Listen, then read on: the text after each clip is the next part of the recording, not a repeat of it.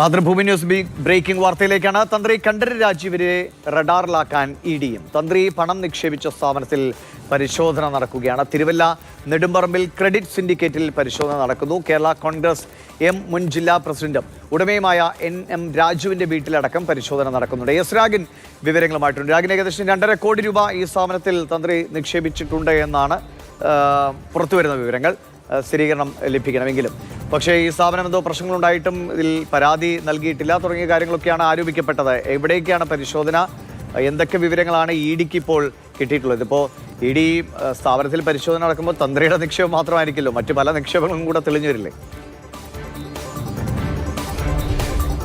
തീർച്ചയായും എൻഫോഴ്സ്മെന്റ് ഡയറക്ടറേറ്റിനെ സംബന്ധിച്ചിടത്തോളം ഇതൊരു പ്രത്യേക കേസായി രജിസ്റ്റർ ചെയ്ത് മുന്നോട്ട് പോവുകയാണ്. അതായത് നെടുമ്പറമ്പിൽ നിക്ഷേപ തട്ടിപ്പ്, നെടുമ്പറമ്പിൽ ക്രെഡിറ്റ് സിൻഡിക്കേറ്റ് നിക്ഷേപ തട്ടിപ്പ് എന്ന് പറയുന്ന കേസാണ് ഇഡി രജിസ്റ്റർ ചെയ്ത് അതിന്റെ ഭാഗമായിട്ടുള്ള റെയ്ഡാണ് ഇപ്പോൾ ഇഡി മുന്നോട്ട് നീക്കുന്നത്. നേരത്തെ പോലീസ് കേസ് എടുത്തിരുന്നതാണ്. 20ഓളം കേസുകൾ ഉണ്ടായിരുന്നു തിരുവല്ല സ്റ്റേഷനിൽ ഉൾപ്പെടെ. അതിൽ ഈ NM രാജു ഉൾപ്പെടെയുള്ളവർ അറസ്റ്റിലായിരുന്നു, കുടുംബാംഗങ്ങളും മറ്റുമൊക്കെ അറസ്റ്റിലായിരുന്നു. അങ്ങനെ സാധാരണഗതിയിൽ ഇത്തരത്തിലുള്ള നിക്ഷേപ തട്ടിപ്പ് കേസുകളൊക്കെ ഇഡി അന്വേഷിച്ച് അതിന്റെ കള്ളപ്പണ ഇടപാടുകളിലേക്കൊക്കെ പോകാറുണ്ട്. ഇപ്പോൾ ഹൈറിച്ച് തട്ടിപ്പ് കേസ് തൃശ്ശൂരിലുണ്ടായിരുന്നു. അങ്ങനെ പല കേസുകളിലേക്കും പോകാറുണ്ട്. അപ്പോൾ അത്തരം നടപടികളാണ് ഇപ്പോൾ ഇഡി എടുത്തിരിക്കുന്നത്. പക്ഷേ ഇതിനകത്ത് ഏറ്റവും പ്രധാനപ്പെട്ട ഒരു കാര്യം എന്ന് പറയുന്നത്, നേരത്തെ തന്ത്രിയെയൊക്കെ ചോദ്യം ചെയ്ത ഘട്ടത്തിൽ, ശബരിമല സ്വർണ്ണക്കൊള്ള കേസുമായി ബന്ധപ്പെട്ട് തന്ത്രിയെ അടക്കം ചോദ്യം ചെയ്ത ഘട്ടത്തിൽ SITക്ക് ചില വിവരങ്ങൾ കിട്ടിയിരുന്നു. തന്ത്രിക്ക് ചില ബാങ്കുകളിൽ നിക്ഷേപം ഉണ്ടായിരുന്നുവെന്നും സ്വകാര്യ ബാങ്കുകളായിരുന്നുവെന്നും ആ ബാങ്കുകളൊക്കെ പൊളിഞ്ഞ ശേഷം പിന്നീട് അതിൽ പരാതിയുമായി തന്ത്രി പോയില്ല. അതെന്തുകൊണ്ട്? അത് ഇടപാടുകളിൽ ദുരൂഹതയുള്ളത് കൊണ്ടാണ് എന്നടക്കമുള്ള വിവരങ്ങൾ പുറത്തു വന്നിരുന്നു. ലഭ്യമാകുന്ന വിവരങ്ങൾ അനുസരിച്ച് ഈ ബാങ്കിലും തന്ത്രിക്ക് നിക്ഷേപം ഉണ്ടായിരുന്നു എന്നതാണ്. എൻഫോഴ്സ്മെന്റ് ഡയറക്ടറേറ്റിനും അത് സംബന്ധിച്ചുള്ള വിവരങ്ങൾ കിട്ടിയിട്ടുണ്ട്. അപ്പോൾ സ്വാഭാവികമായിട്ടും ഇതിപ്പോൾ നിക്ഷേപ തട്ടിപ്പ് കേസുമായി ബന്ധപ്പെട്ട് ഈ സ്ഥാപനത്തിനെതിരെയുള്ള അന്വേഷണം, അതിന്റെ കള്ളപ്പണ ഇടപാടുകൾ ഉണ്ടെങ്കിൽ അത്തരം നീക്കങ്ങളാണ് ഇഡി നടത്തുന്നതെങ്കിൽ പോലും അവിടെ വന്നിട്ടുള്ള നിക്ഷേപങ്ങൾ അടക്കമുള്ള കാര്യങ്ങൾ ഇഡി പരിശോധിക്കും. തന്ത്രിയുമായി ബന്ധപ്പെട്ട കാര്യങ്ങളും സ്വാഭാവികമായിട്ടും ഇഡി വിവരങ്ങൾ തേടും.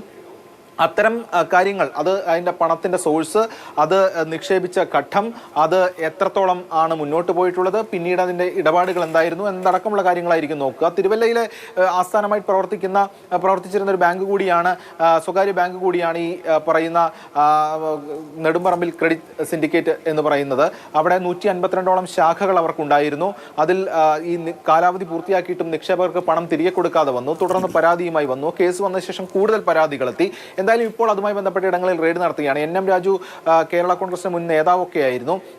NM രാജുവിന്റെ വീട്ടിലും അതുമായി ബന്ധപ്പെട്ട കേന്ദ്രങ്ങളിലും, പ്രത്യേകിച്ചും തിരുവല്ലയിലാണ് പരിശോധന പ്രധാനമായും നടക്കുന്നത്.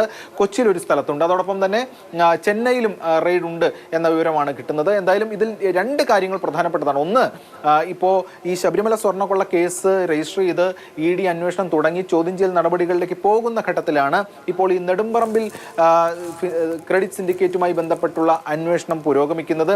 അതിലൊരു റെയ്ഡ് വരുന്നത്.